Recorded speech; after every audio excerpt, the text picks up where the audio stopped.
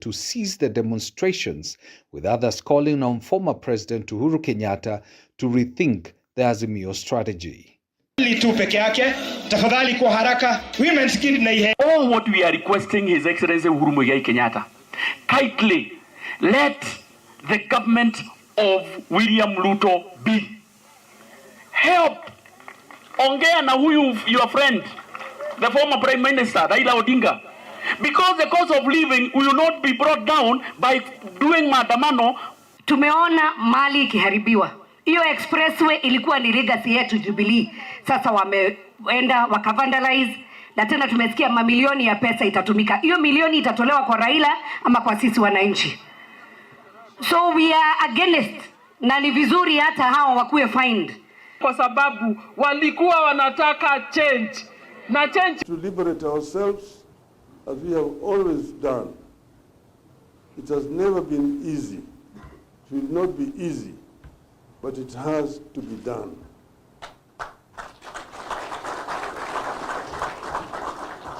With the unity and commitment, we will force Ruto to give Kenyans a good deal. We will shortly communicate the third wave and the next course of action. With unity, we shall overcome. Religious leaders have called for restraint, urging the political elite to place the country at the heart of everything. You can initiate, but also it depends on the two and other opposing parties to agree that they can come together and discuss. But the church and the interfaith group are always available. Freedom of demonstration, that freedom of also taking care of those who are demonstrating shall not be infringements against the joy and livelihood of others. So we ask also our security people to be very cautious and professionally to handle the matters as they come.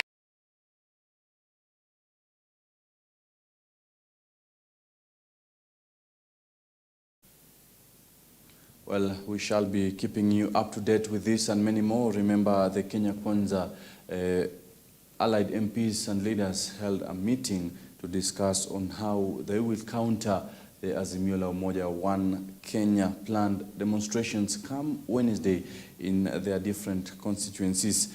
Now, President William Ruto told a meeting that was attended by 10 presidents who jetted into the country for the 5th Media Coordination Meeting of the African Union Regional Communities and Regional Mechanisms that it was time for Africa to chart its own course. The president told the meeting that the process of unifying the continent must be driven and financed by the Africans.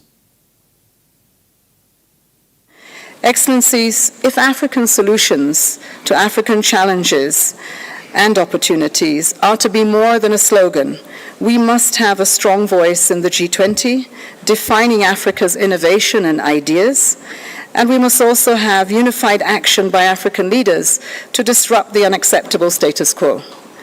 We applaud the strong voices of President Ruto, President Macky Sall, and President Ramaphosa at the recent summit of a new global financial pact in Paris.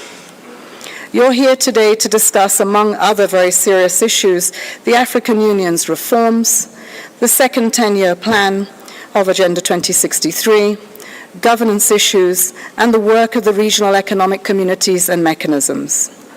As you do so, you will need to ensure that your cohesive voice and common positions come together to shape the upcoming G20 meeting, the UN General Assembly, and the SDG Summit. It will also inform the Climate Action Summit, the commemoration of the UN Declaration of Human Rights at 75, and the World Bank IMF fall meetings on reform, and then the last of the meetings of the year, the Paris climate stocktaking at COP28. Continent that is going places. The young, clean, green continent of the future, and we are determined to lead our march into this future as a united, empowered contributor of sustainable solutions for global problems. We are reasoning together, generating effective solutions together, implementing them together, facing our challenges head on together, making progress and getting results. This is what has brought Africa's implementation leadership to Nairobi, and the sum total of the agenda of the 5th Mid-Year Summit. I want to celebrate all of you who are here today, not just for making time to be here, but also for the work you do every day in taking the Pan-African Unity Project forward. For this is what the integration agenda is all about. Whether we are talking about regional economic communities or mechanisms or the broader continental effort, the unity of African people is our primary goal.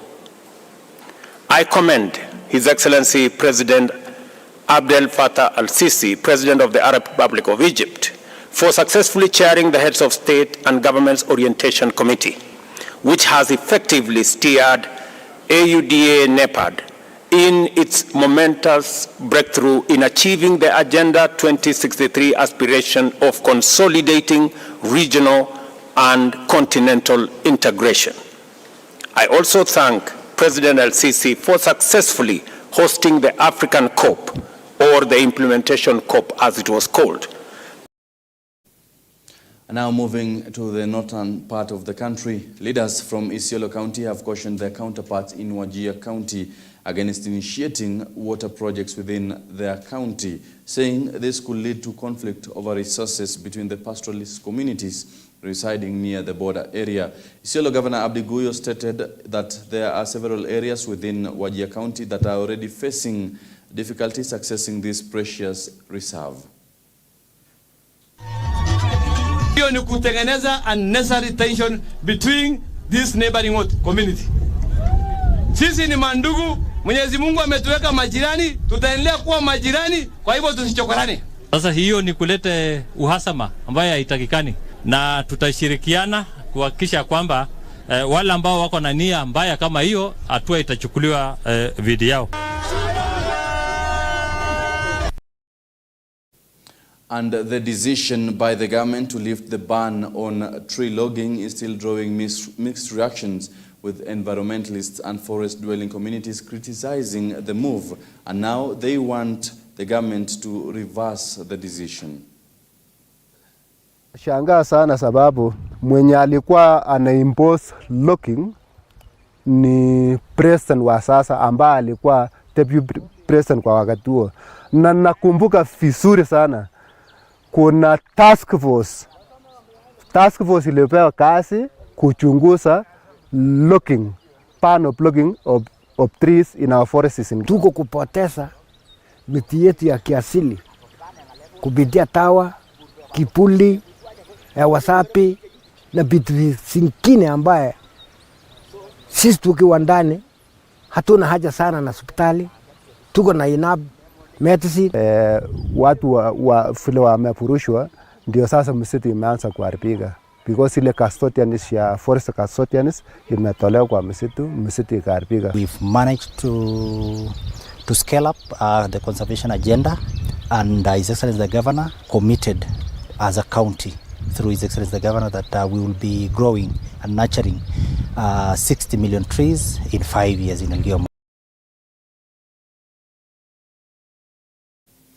And now on matters education. Education Cabinet Secretary Ezekiel Machogu has announced that the government will begin paying the debt owed to the 2022 Kenya National Examinations Council candidates this week.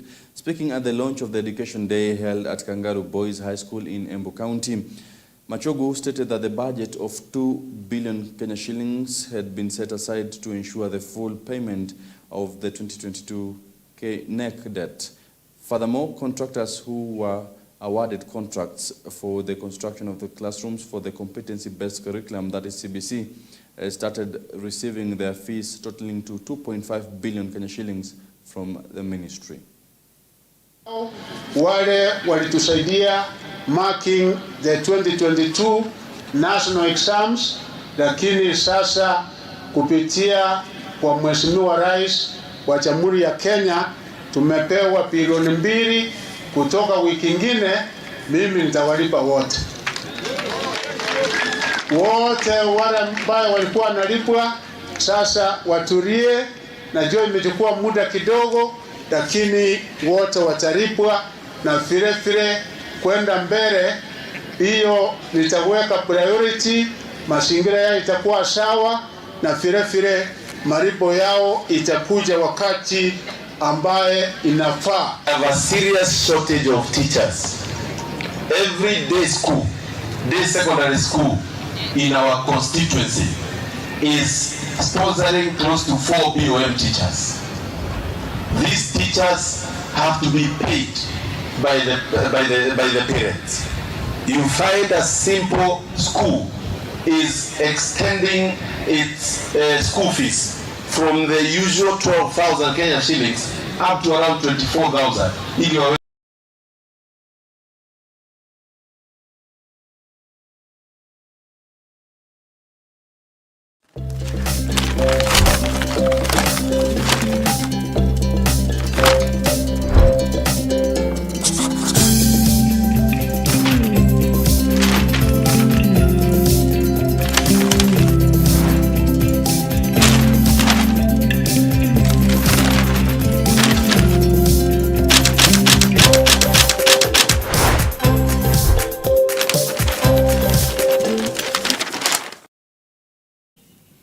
Well, welcome back. Let's now take a look on what today's dailies has, starting with the Standard.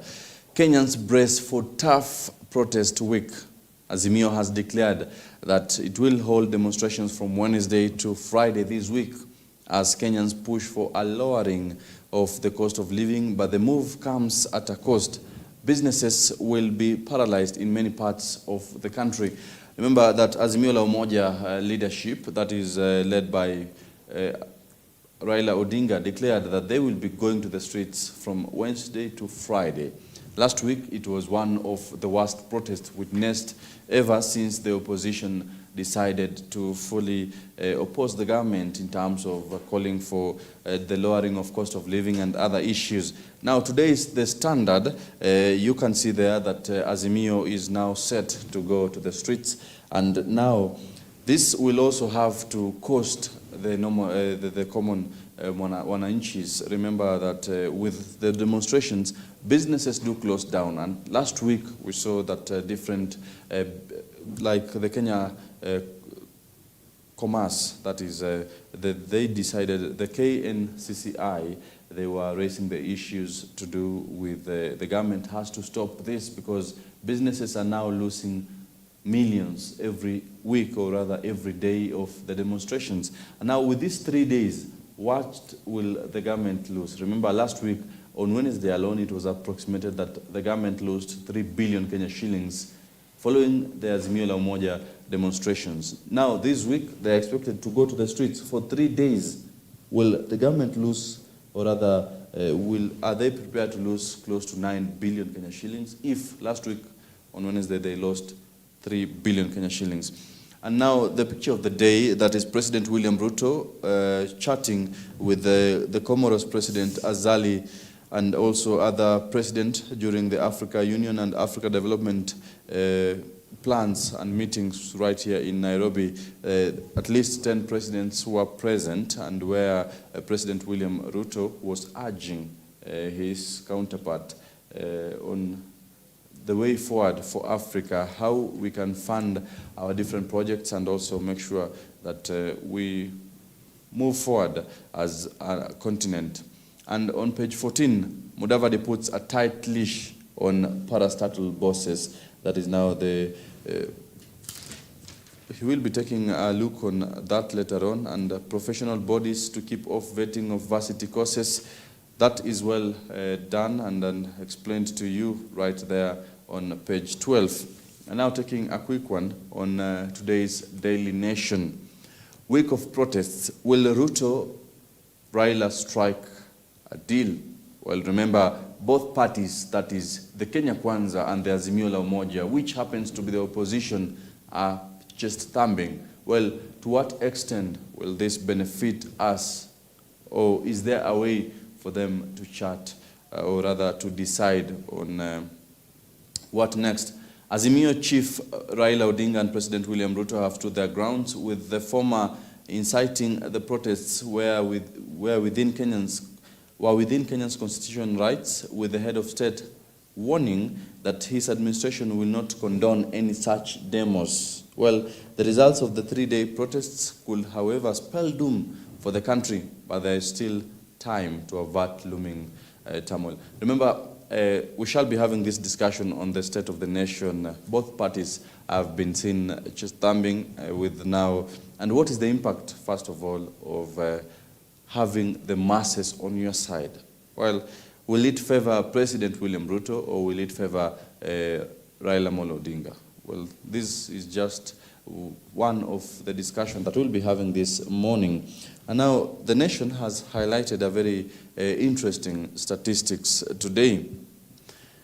Crisis, if we don't act now, our whole generation will be wiped out once DP Gachagua. Remember, Deputy President Rigathi Gachagua has been on the forefront of making sure that as a nation we reduce and rather we get rid of the illicit alcohol that has been on the sale and on circulation for many years now. Now he is now making sure, or rather working to make sure, that this is or rather becomes a thing of the past.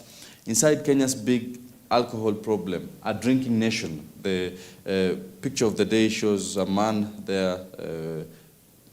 We can assume he is drunkard.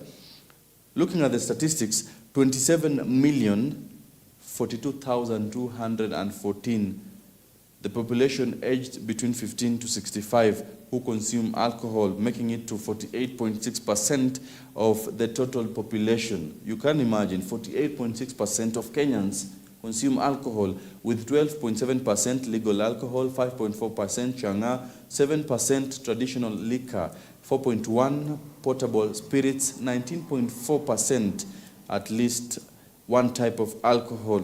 Well, is DP Gachagua ready to fight these statistics and make sure that it goes down to a manageable level? Remember, this is a looming crisis if close to half of the population consumes alcohol between the age of 15 to 65. What country will this be in the next 20 years if such numbers are not brought down?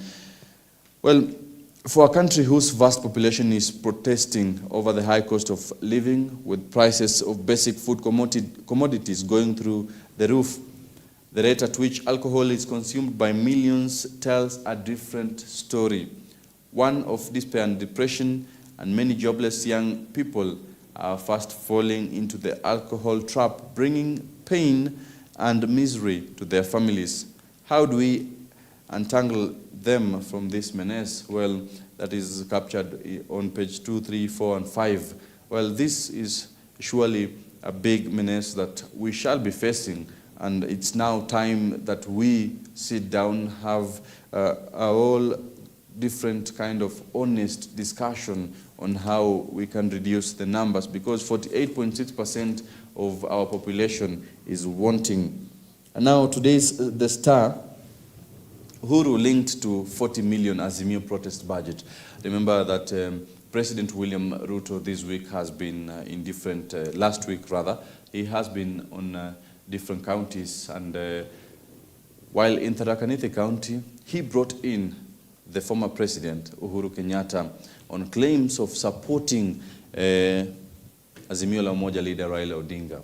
And right now, also while he was in Naivasha close to end of last week, he also claimed that Azimio are being funded, and he will not allow the government, or rather the opposition, to fight his government and sabotage the country's economy.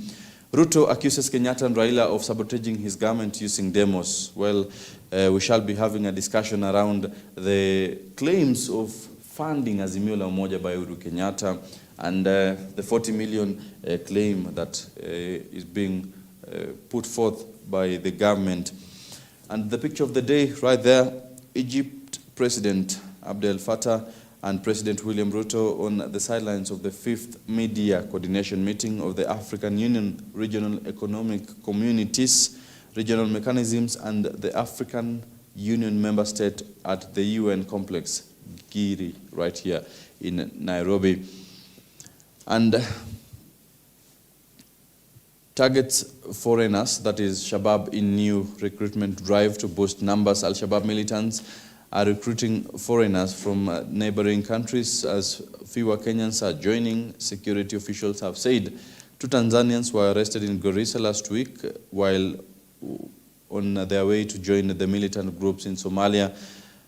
It was the 3rd such arrest of foreign who would be recruited in a month. Well, remember that Interior CS Kithure Kindiki, together with his counterpart, that is Aden Duale, who've been on the forefront now, vowing to completely wipe Al-Shabaab militants who've been in the country for quite a while. Remember, since the year 2011, the country has been on the forefront of making sure that they get rid of Al-Shabaab militants right here in the country and reduce the number of attacks that has been witnessed, with the recent ones leaving at least 20 people dead. Well, this is just one of the moves that the president, or rather the Kenya Kwanza government, is closely working on through the Interior Ministry, the Interior CS and Aden Duale.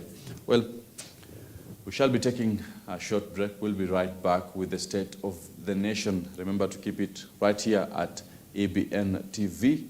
This is The Morning Live with me, SAMMY ADIKA. Get in touch with us through our socials at EBN TV and at SAMMY ADIKA on Twitter. Let's talk on the State of the Nation. Where are we as a nation? What are we expecting this week? Remember, for 3 days, it is expected that Azimio la Umoja will lead their supporters to a demonstration. Yet, the Kenya Kwanza, led by President William Ruto, are saying this will not happen in this country. Well, it is just a chest-thumping issue between the 2 parties, which is most likely to affect you. And in one way or another, a solution has to be found, or rather has to be reached. We shall be having a discussion around this and many more on the State of the Nation. Don't go too far.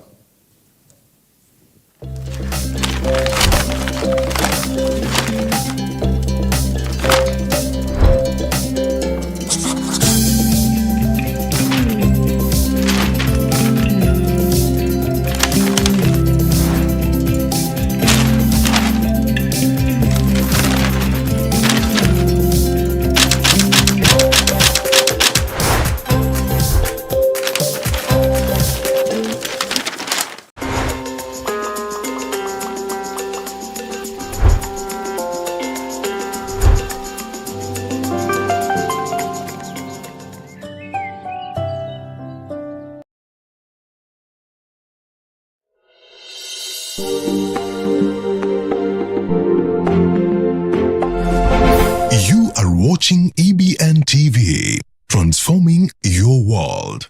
Regardless of how you have been shattered down, regardless of how you have been pulled down, Bwana is what to cause. There is a promise. They were being promised. And our God is the same yesterday, today, and forever. Our God spoke then. Our God is speaking today. And He is speaking to you. Bwana is what to cause. Regardless of how being pulled down, regardless of how your life has been shattered down, name it, you know it. Bwana is what to cause. It doesn't matter. God said, behold, I'll bring it healthy. He will bring it back. He will bring back healthy to you. Bwana is what to cause. Through the morning rush and the buzz, find a voice you can trust, a voice of reason, a voice of direction, and a voice of hope.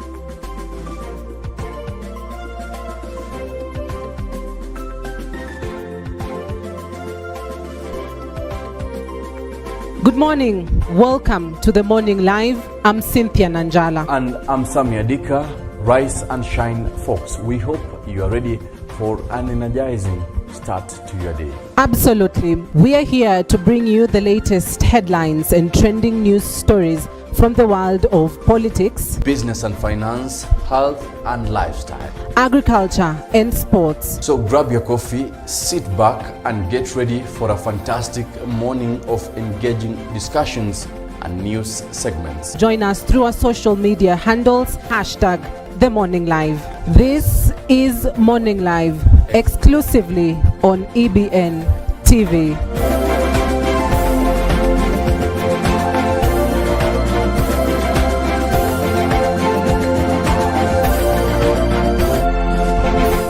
In a fast-paced world filled with distractions, it's easy to lose sight of what truly matters: your relationship with God. Every Tuesday and Thursday, we take you on a transformative journey of building your faith, without which it's impossible to please God. A journey of introspection and discovery of who you are in Christ Jesus. For you to walk with God, you should not crumble when you come under pressure. Kama umeokoka, sema umeokoka mpaka mbele ya president, mpaka mbele ya chief justice, mpaka mbele ya kila mtu. Hiyo ndio kuokoka ya ukweli. Kuokoka ya ukweli. Enjoy a faith-filled environment of worship and ministry of the word every Tuesday and Thursdays from 9 a.m. with Reverend Felix Kevoy, exclusively on EBN TV. Bwana Yesu asifiwe, watazamaji wa EBN. Kwa majina naitwa Pastor Julius Mutuko, na nataka kukaribisha kwa kipindi ambacho tutakuwa tukisikiliza neno la Mungu kila siku ya Ijumaa na Jumamosi kuanzia saa 3:30 jioni hadi saa 4:30 kila siku kwa lisali moja, na hivyo tukiangazia true worship ama kuabudu halisi, ambapo tukiangalia Biblia kitabu cha Yohana 4:23-24, Yesu alipokuwa akiongea na mwanamke Msamaria, alimwambia wakati unakuja ambapo watu watamwabudu Baba katika roho na kweli, kwa maana Baba ni roho ama Mungu ni roho, na yuwatafuta watu kama hao ili wakamwabudu. So John nami tukaweze kujua kuabudu halisi ni nini kwa siku hizo. Karibuni nyote in Jesus name. Asanteni.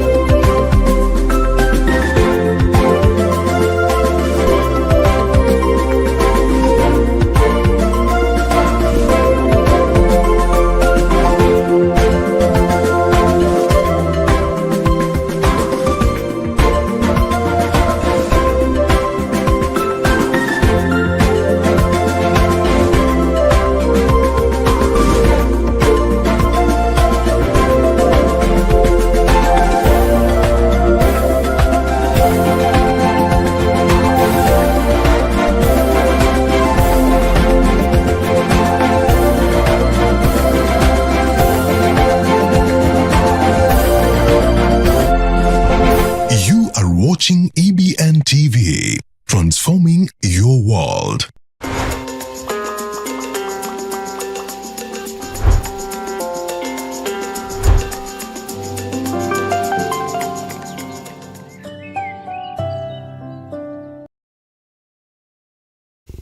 Well, welcome back right here at EBN TV. This is the Morning Live. Now we are taking a look on the state of the nation. What next for the Kenya Kwanza government, together with the protest that is planned by the Azimio, that is the opposition. What impact will it have? This week, remember, the opposition is expected now to go from Wednesday to Friday with their demonstrations. The government has also vowed that there shall be no such case. Well, we shall be having a discussion with Muito Mureithi, a political analyst, once again today, trying to unravel, or rather trying to understand what impact will this kind of chest thumping between the government and the opposition will have on you right here Get in touch with us through our socials at EBN TV and at SAMMY ADIKA on Twitter. Well, many thanks for joining me this morning.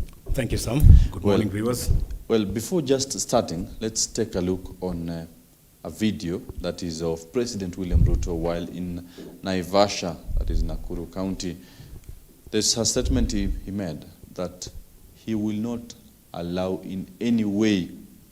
And you know, he also, and the Kenya Kwanza at large, they also dragged in the former president, that is Uhuru Kenyatta, into this whole Azimio protest. And they're now claiming, just as the Star has captured it, that Uhuru has been linked to the 40 million Azimio protest budget.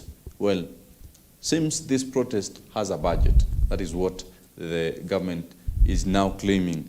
And President William Ruto called on the former president, Uhuru Kenyatta, last week to distance himself from this kind of demonstrations being being forwarded, or rather being pushed by Azimio.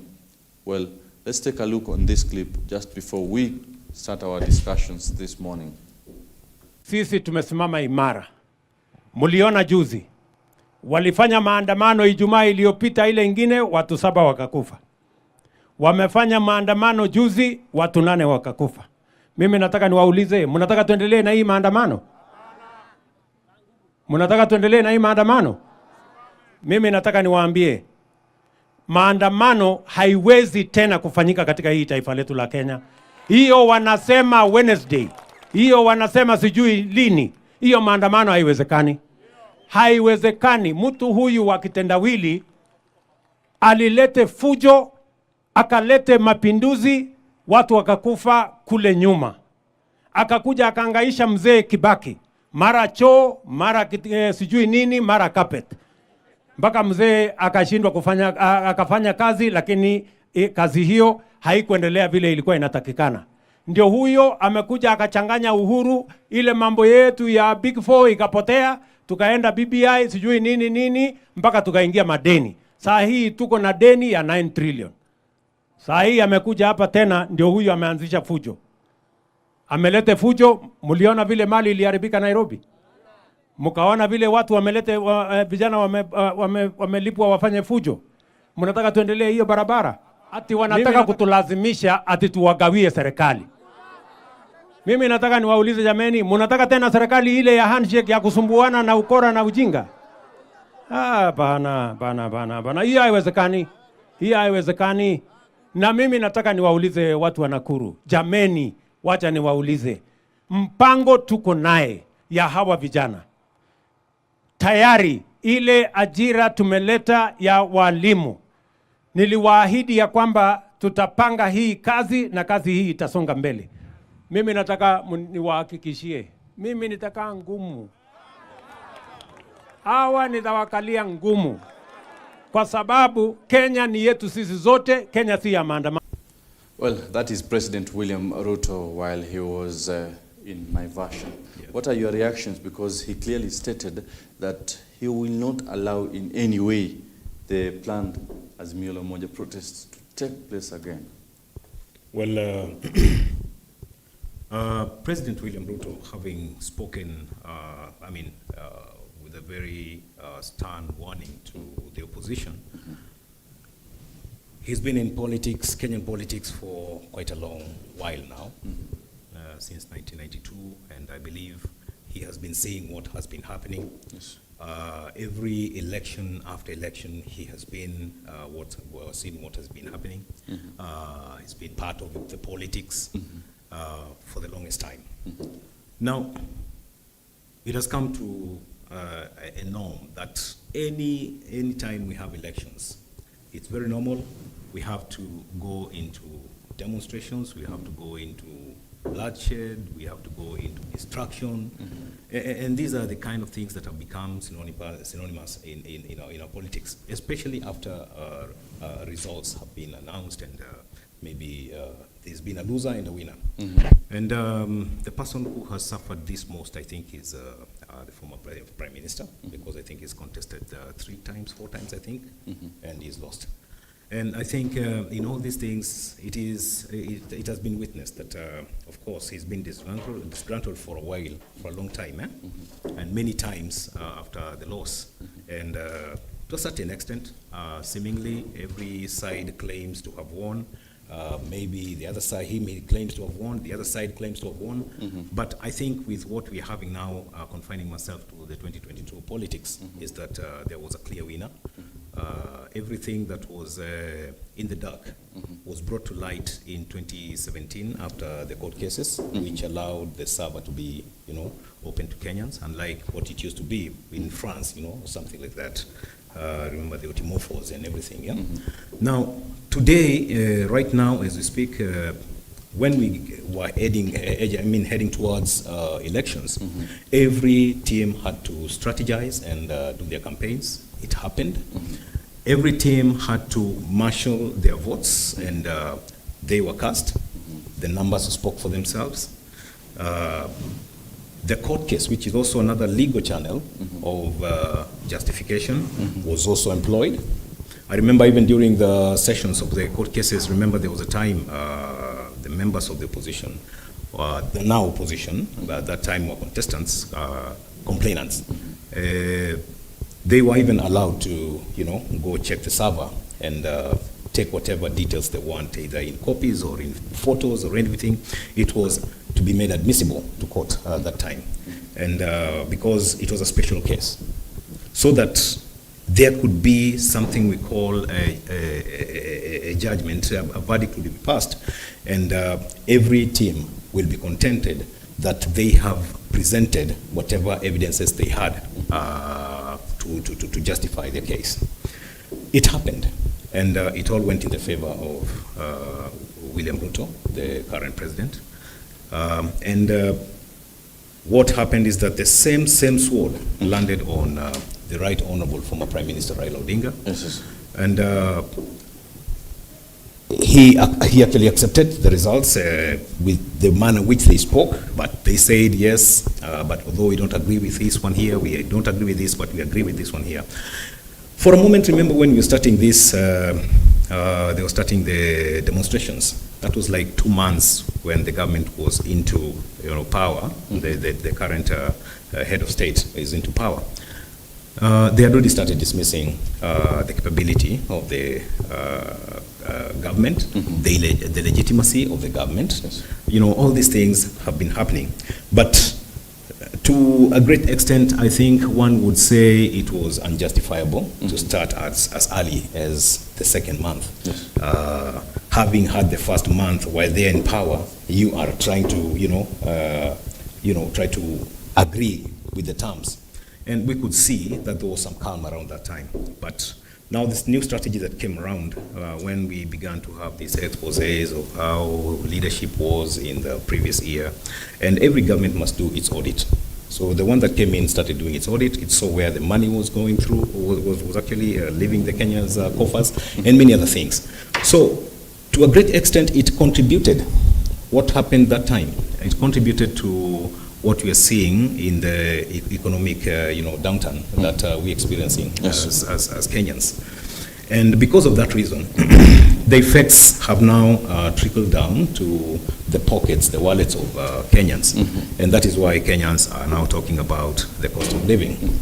But in any understanding of issues, you always get to the bottom of it. Where did it start? They always say, where did the rain start beating us? Yes, yes. Now, if you don't go back to where you lost it and deal with that, you will not be able to advise your present correctly. Neither will you'll not be able to live your present correctly, neither will you advise your future wisely. Because the past mistakes that took place, I saw government being so lenient on people who they accused of, big issues, crucial issues. And somehow we could witness some of them having sittings with the current government, and there has not been any follow-up on them, as in being taken to court or anything, but it just died down, which means the government is willing to extend an olive hand to the people who might have maybe been critically involved in the running of the former regime. Because what is happening right now, the cost of living has not been brought about by, the sitting government. It started way back in 2018, for real. Because I can understand, having been in events for a very long time, we could see companies trying to re-strategize how they're going to run their affairs, their programs, and in-house sourcing. Maybe it's events they could have, in-house emceeing, in-house event organizers. They could just do it for themselves. They could buy roadshow trucks and everything so that they can be able to do it by themselves to save the money that is being used to outsource. Now, the economy started beating some departments of the government that way.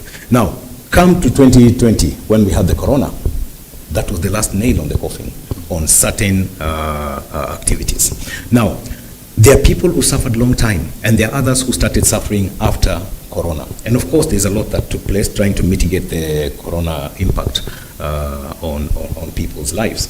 So the government was having these debates every now and then, until even what we came to discuss the other day about the 8%. Yes, that was just a reprieve to oil dealers, because it has always been 16%. Yes. Now, coming back to what we are having right now, the demonstrations are truly not justifiable. They are uncalled for, because the person who is suffering today is the person in the lower cadre. Yes. They are the ones who are not working. They are the ones who earn a living for the day. They eat what they work for, what they sweat for that day. Okay? And especially those who are in the informal sector. Thinking they're fighting for their rights, they're the ones who are actually having their daily bread, not really fending for their families accordingly. So what you're saying, they will suffer, because these two have agreed. The former Prime Minister started with this gentleman did not win the elections. That was in the second month. So with him, we can see the interest is to take over and lead. Now, the person who is running in the streets, okay, does not need a seat. He needs high cost of living brought down. Yes. So you see, these are two interests running on the same thing. So that is why you see him, he has taken his ground, former Prime Minister, and the President has also taken his ground that there is not going to be any further discussions, having extended an olive branch to the opposition at some point. Well, what kind of culture are we creating as a nation? What kind of mindset are the two leaders creating? Because every time we've witnessed that when someone is in government and when someone loses the election, they tend to always oppose the government in terms of accusing them of not winning the elections, high cost of living. These are issues that have always been raised in each and every elections. Bad governance, or rather the use of exploiting the office. What kind of culture and mindset does this kind of the political back and forth create in the mindset of Kenyans? Remember, they say that the youth are the leaders of tomorrow. So if we live in this kind of environment for years, we've witnessed, say, since 2002, what kind of leaders are they bringing, or rather are they cultivating amongst the youth? You know, the youth of the moment are the people we call the millennials, who do not even have a background of the true Kenyan history of liberation, freedom, 1963. They do not have a clear picture of what really transpired since 1987 when Kenneth Matiba started agitating for multi-partyism with Charles Rubia. Then it was taken up by the masses of Kenya in the 90s, okay, 1990, there on. What you're trying to say is that they don't have this history, okay? What they have is what is being pumped in them. Of course, we have some people in the streets who know this, but the Bible also says that my people know that I'm their God, okay? But they do not want to see me as their God. It's a choice. They may know all the truth, and there are people who have decided to bend that truth, maybe to their benefit, and I don't know how they will benefit. And I'm talking about Kenyans in the streets. I'm not talking about the leadership in both opposition and government. I'm talking about the leadership. They have the youthful minds, the youthful whoever who have given themselves to be destroyed mentally by people who know what they're doing. This is the saddest thing.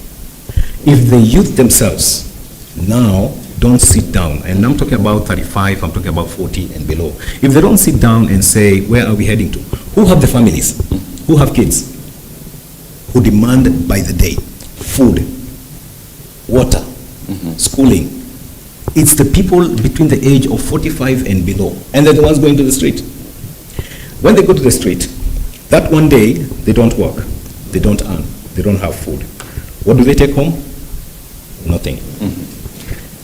What more do they take to themselves that shall reflect in their pay slips? Tax. Because whatever they have destroyed will have to be reconstructed.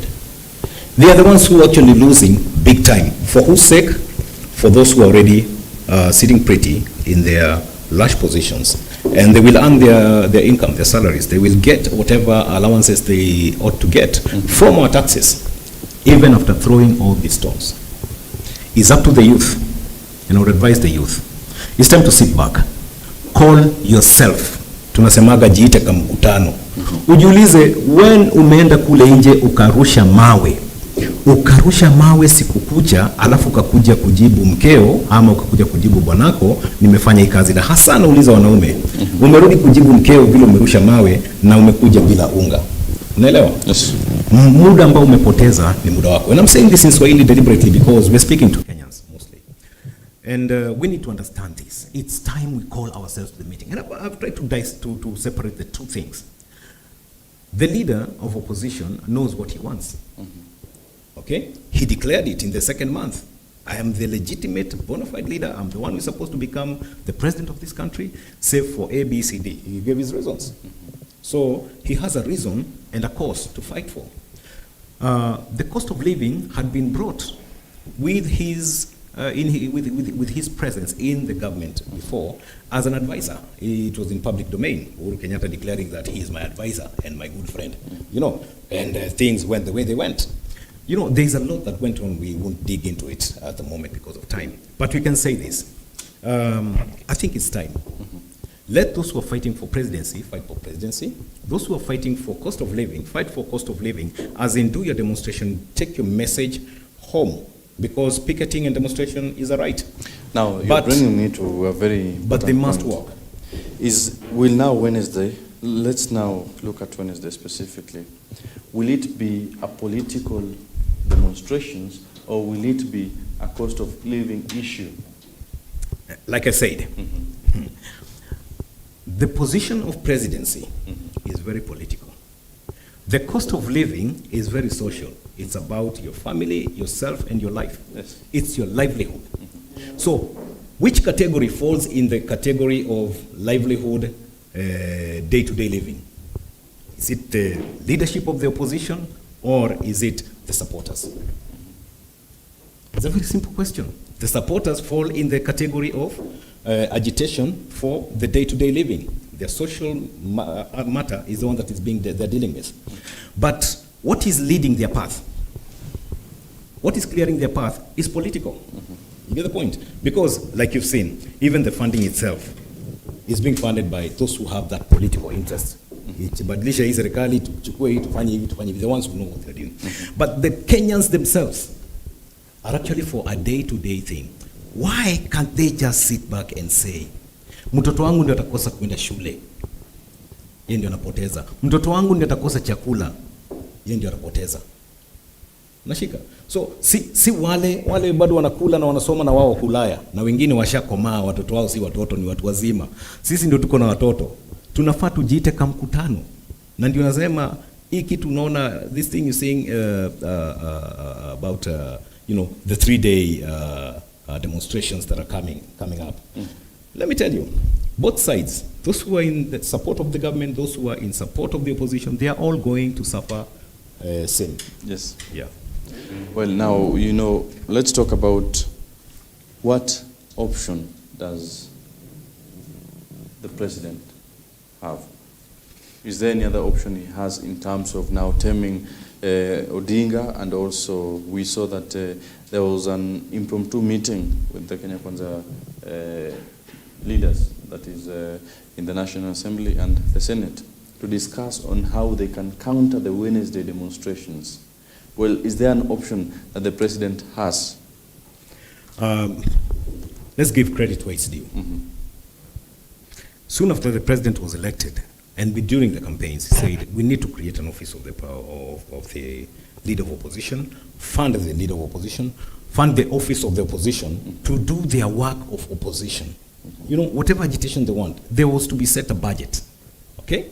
So that whatever they're doing, let them do it, but within the precinct of the law. You get the point? So that if you are there to oppose, criticize, please do your work and do it with energy, you know, unfailing energy, because you're getting it maybe every year in every budget. It was also to confine their politics so that they can be okay to the advantage of the government, but also to the advantage of the opposition, because the one who is in chief will be actually leading the opposition from that point, and will be having his voice heard, you know, so strongly. I don't know why they don't want that. And I don't want to talk about the Right Honorable Prime Minister, former Prime Minister Raila Odinga, because it's not individual addressing. We were addressing a system of change, that we can have an opposition that operates in a type of framework, within a framework that is within the law. Yes. You get the point? So the current president introduced that, okay? It was trampled upon. He extended an olive oil. They had the bipartisan discussion, okay? And to that, one of the results is the 1.5 tax, which was being recommended by Azimio, that was actually put in place. What the current president had actually introduced for the 2,500 shillings was actually trashed by Kenyans themselves. Yes. So if you don't want this, then you can have this. Now it's 1.5 tax. Don't ask questions. It's gone to the government. It's working. But they collapsed even that by partisan talk. Okay? How much more? He's reaching you out. You listen to what he says, let alone everybody else who is saying, because everybody has got his own marshals. But on terms of the bipartisan talks, the opposition claimed that the Kenya Kwanza government has failed to show seriousness on the issues raised. They were non-committal. Now, the question is it the fault of the opposition to highlight that the government, or rather the Kenya Kwanza side, is failing to show the seriousness they need? Did they explain what seriousness they needed and what level of seriousness they needed and what they wanted the government to do? They didn't explain. They only say they're not serious. If you want to sabotage, if you're served a cup of tea and you don't want to take it, you must give yourself reasons why you don't want to do that. So their intention to sabotage, and go back to this other thing, because the cost of living mamas were actually building by the day. Hey, garama imeenda juu, you know. So they listened. They said, hey, hapana, tutapata ile kitu tunataka. Let's go to this direction. And that's what they did. I'm on the ground, and I can tell you, I hear. When they heard it's building up, they started now pulling out of this very formal discussion. They want the informal way to get into power. You heard their statement. Kwa njia zozote zile tutatumia, lazima serikali ingatuke.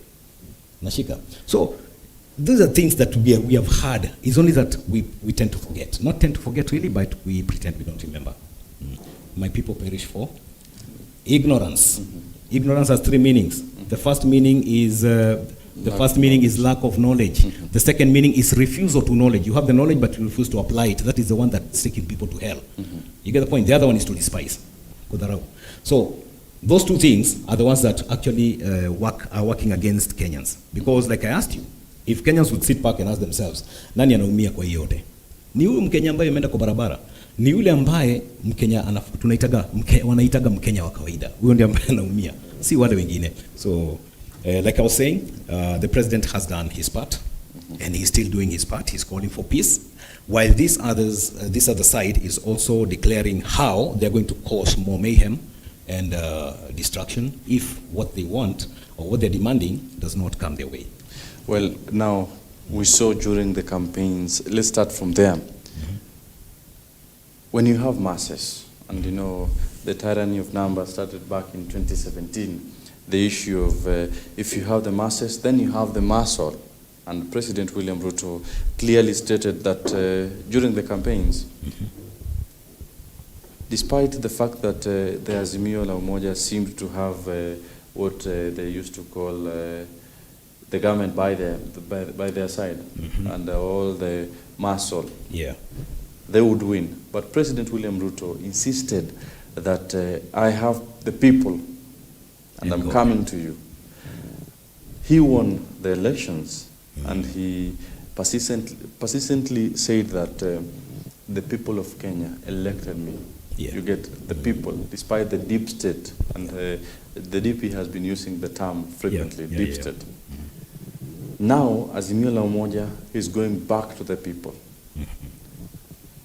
What impact does, or rather, what impact do you think having the masses, the people by your side, will help push forward the agenda you have? Now, the Azimio la Umoja claims that the cost of living, just as you put it, is affecting many. The masses are behind the cost of living issue, and that is now what they are running with. So what impact will the masses have on the agenda they are pushing for? One, Kenya is a democratic state. And the meaning of democracy is majority have their way, minority have their say. Okay? And minority is not by a million people difference, is by one person difference. That's a minority. Now, whatever the level of minority we are discussing or majority we are discussing, Kenya is a democratic state. We use the democratic system of our political mindset. Okay? It is, we have the majority vote, we take all. Oh, you see, that's how it is. So when you talk about the tyranny of numbers, it's just a new name that was introduced. It's not a tyranny. It is the majority have their way while the minority have their say. You get the point? That's democracy. So tyranny of numbers is just a name, a word that was introduced in 2017 to hoodwink Kenyans, ignorant Kenyans, who do not know that it is a democratic state, so they can begin to think about sharing and about, oh no, it's not about you taking it all. Democracy is about you winning by majority and take over. The issue of whether you can accommodate your position into the government is left entirely to your prerogative. So this tyranny, democracy thing, it's actually in the works. Let's come to the masses that are following both parties, okay? There is no group of people that is claiming that life is easy. Even those who are supporting the government. Life is not easy. What is happening is that some of them have decided not to take the course of violence, destruction, and demonstrations. And others have decided, actually even those who voted in the government and those who actually voted for the opposition, some of them are opting out. They're saying, apana, this is too much. Siwezi funga siku mbili, siwezi funga siku tatu. Look at last Wednesday. I saw people opening their businesses. You get the point? And continued with their business, except where it was concentrated that this is where we're going to have our war. Maybe a place like Pipeline, you know, Mukuru kwa Njenga, kwa Ruben. You know, why? Because of the masses and support that was there, that is more Azimio. But who's suffering? Wa Azimio na siya wa Azimio, tiagas ikirushwa, mawe ikirushwa, itafikia mtu yoyote ambaye ayuko karibu. You get the point?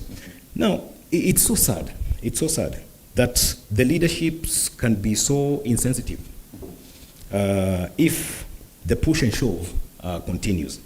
But I think I would say if the government is willing, they can sit down. Not for a handshake. Let the opposition table what they want to be done. Give a suggestion on how they think a government can be revived that is dying. You go, a state of a nation that is suffering deficiency of some sort can be brought to life. So let them sit down. They have that candid, mature discussion. That way, would have a Kenya that is needed. But talking about sharing, we've seen what happened in 2008. Okay, we saw the same former prime minister while in government. His team was actually marshalling its forces against any agenda that comes from the government. There was a very famous cliche that came up: shoot down the motion. When you come up with a motion, it's for the people, shoot it down. It has come from somebody who is a Prokibaki in the government. They shut down, and they were in the same government. After now the coalition, you come to the handshake. It was a moment of compromise. You do what you have to do as long as we have what we want. So endelea na kuharibu, na sisi tuendelee kuangalia mradi sisi tumetulia. So these are the kind of things. Now, this government that is sitting now with Ruto have witnessed all these things, and they're saying no, we have to face it differently. And I think that's why he's not for, the handshake thing. It's not that he's being rigid. I think he just wants a different way of approach that will benefit the Kenyans. Well, now that brings me to our next point of discussion. Now, President William Ruto, just as you've said, he doesn't want to go that handshake way, and it is actually out of question for the Kenya Kwanza leadership. Now, what kind, or rather how will Wednesday look like if the government is rather not looking for any way to resolve the issues between today and tomorrow? And the opposition too is still insisting that we are going out full force. How would Wednesday look like this week? Wednesday, Thursday, Friday, if this is the kind of mindset that the two leaders have? You see, I would not be bothered by the two leaders, what they think or what they want. I'm bothered by the people who fuel their agenda. The people who are refusing to ask themselves the question I posed earlier on: what do you want? If you destroy property on Wednesday, fail to fend for your family on Wednesday, who's the loser? It's the demonstrator. Lazima ajiite mkutano halisi. They have to have that moment of, retrospect. Let them see what exactly is going on. Okay? How are we bound to benefit? If I shut down my business for the next 3 days, if my business, my stall is burned up, okay, where will I start from? I'm not talking about fear. It's not about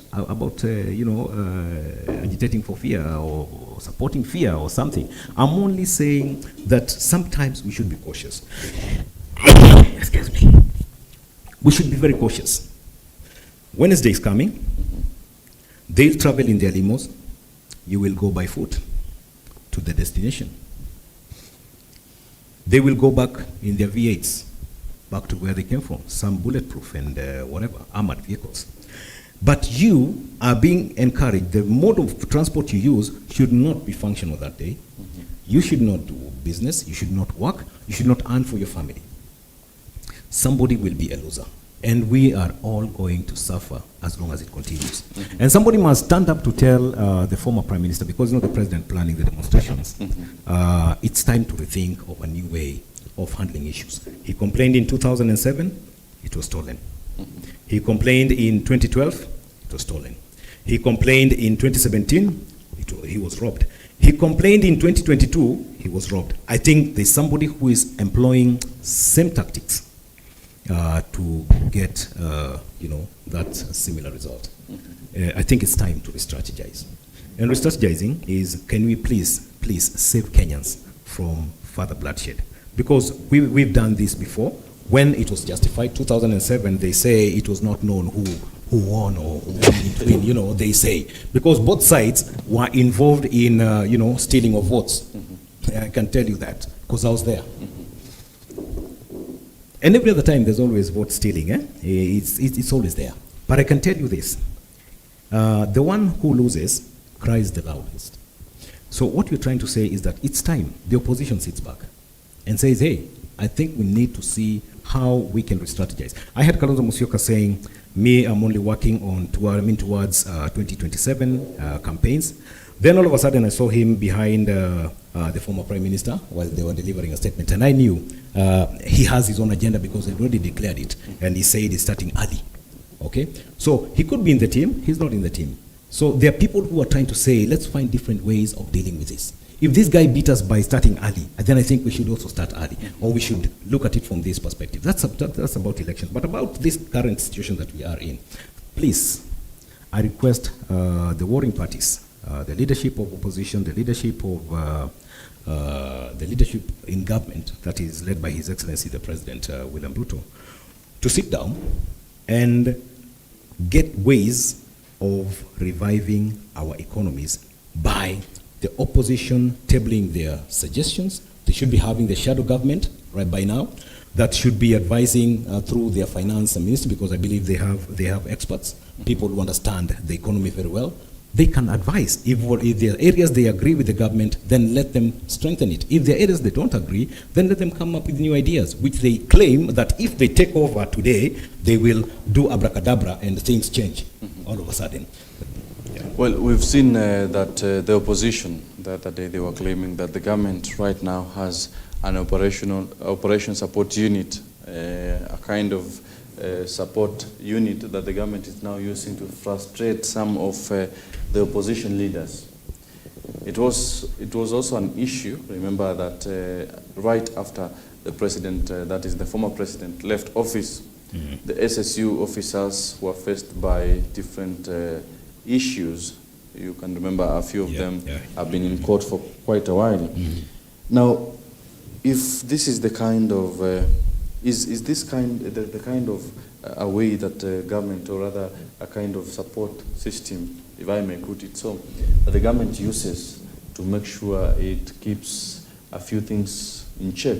Remember that last week on Wednesday, 9 people lost their lives, and mostly it is after they were shot. The use of live ammunition. So what kind of, is this the kind of way, or rather is this the plan that, one of the plans that the government uses to reduce the impact? Well, this is not only in Kenya, but now confining ourselves to Kenya, we have special forces sometimes that are used. I'm not an expert in matters security, but we always see this. The disbandment of special branch that Moi used brought in the Kwekwes and whatever that came in, you know. Uhuru brought in his type that was dealt with the other day, SSU. Ruto will still have another group, not a group, it's a group that helps, that they use to help them in their various ways. I don't understand how, but I know they are part of the intelligence, okay? So what I'm trying to say is that even if Raila Odinga would take over, he would still have this kind of a thing to secure his leadership in so many ways. You know, you go to Israel, we have the Mossad, we have a special force within the Mossad, we have special forces within the CIA, we have special teams within the KGB, we have special teams within all these, and seemingly, I mean, which are equated to, you know, our NSIS, the intelligence organs. They have some special forces that have carry out specific duties. So I don't have much to say about that because I'm not an expert, and these are things that are kept esoteric, so hidden from the public. But every government has got a group that deals with it. Now, coming to the demonstrations, that was just a cry that was made, a shout that was made. But I remember a declaration that was there, with a debate that was there in the public domain, that police officers are also human beings. Sometimes they have to defend themselves where it is necessary, okay? And it is within their training also. That where it is necessary, where it's deemed necessary, you can do that. I saw a photo that was trending on social media where a police officer only had that nardstick, you know, nardstick? The black color and and that's all he had to quell the demonstration. And here, guys, and he didn't have helmets, and he had a helmet, but he didn't have the shield and everything. You know, he was not guarded to face off people who were pelting stones. Okay? Now, the secret of pelting stones, of having stones in a demonstration, today they're being carried by boda boda.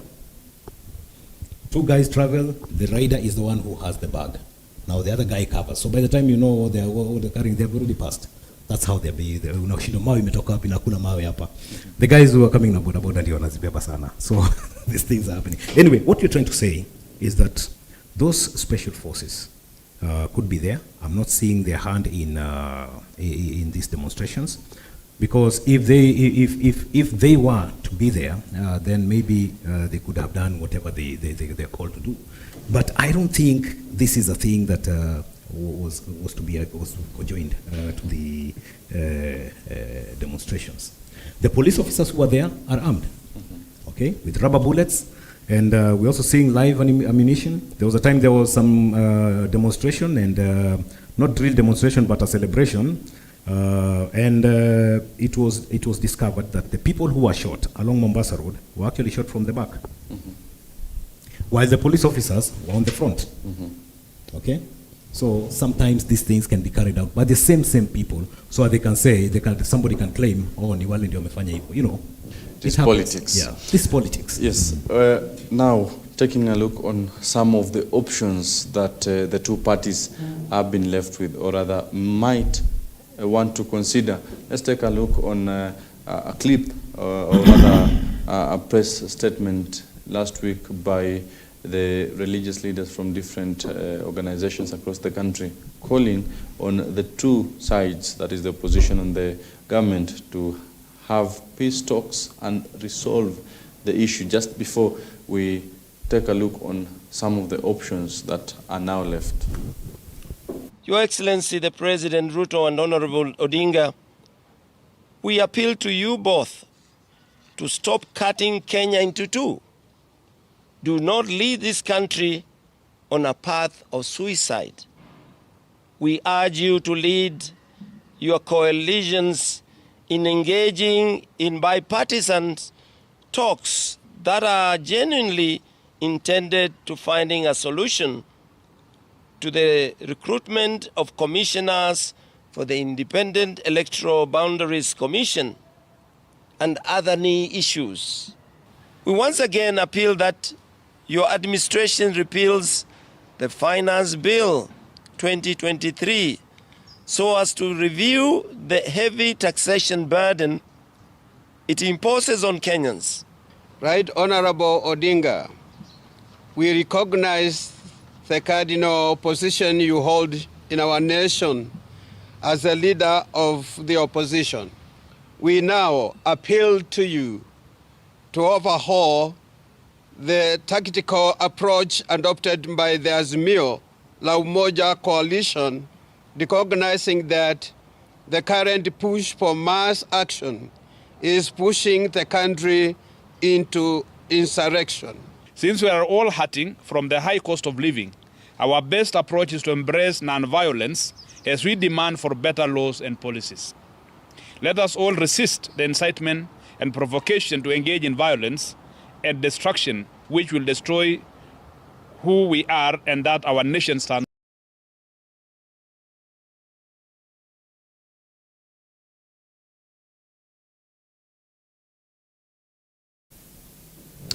Well, if the clergy, right now the clergy now want the opposition, that is Raila Odinga, to call off the protest and the president to consider as a leader he is to have talks with the opposition. Well, what are some of the options left right now that we are just 2 days away from the protest that Azimio la Umoja stated clearly that they will be pushing forward with?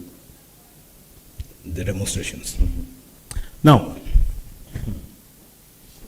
the clergy. Yes. First of all, let's agree clergy are Kenyans. And they are voters. They are Kenyan citizens. They have a right to say what they have to say in the political rights granted to them. But above the political rights granted to them, they are a priesthood. Okay? They are a priesthood.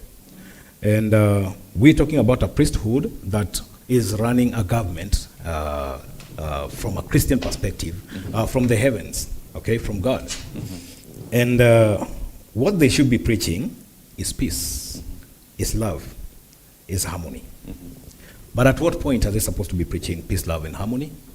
Every time. Now,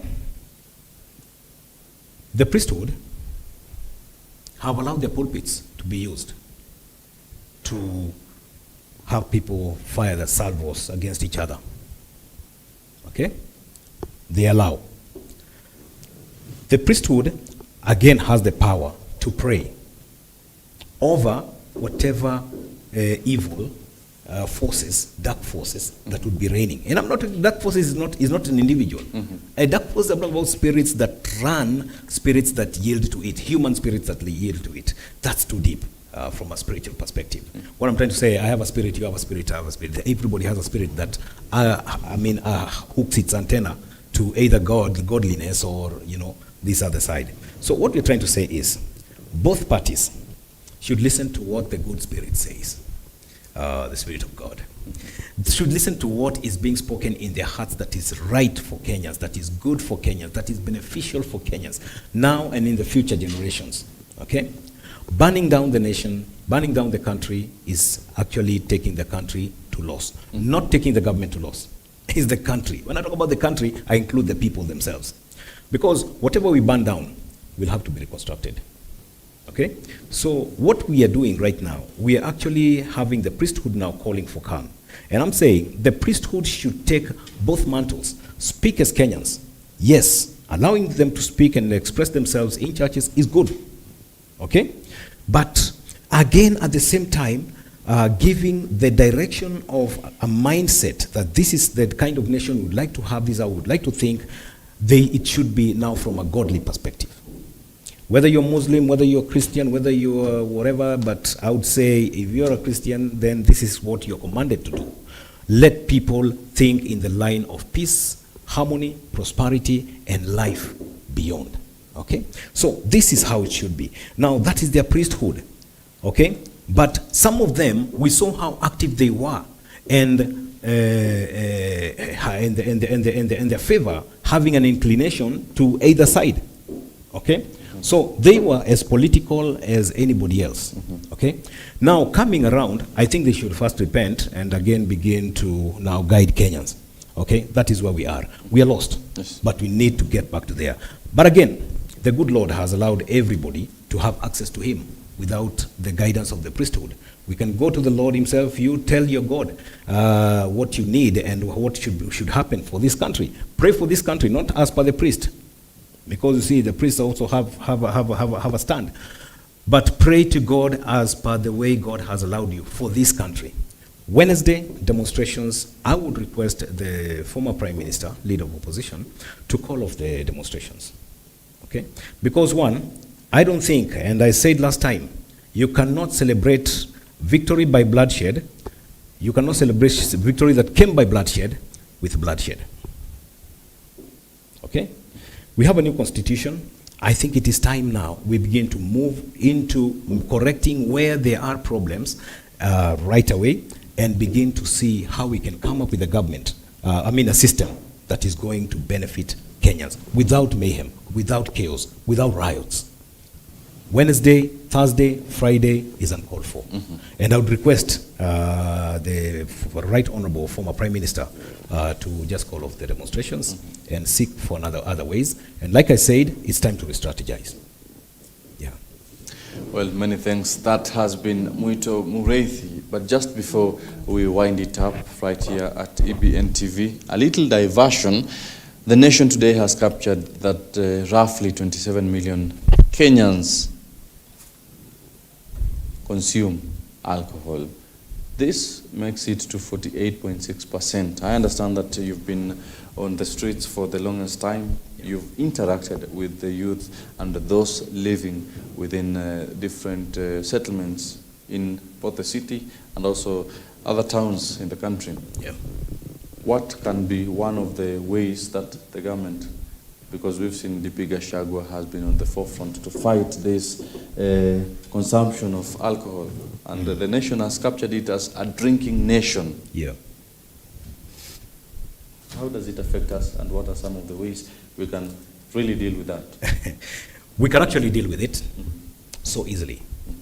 The only thing we need to is to brace ourselves to suffer the pain and the consequences.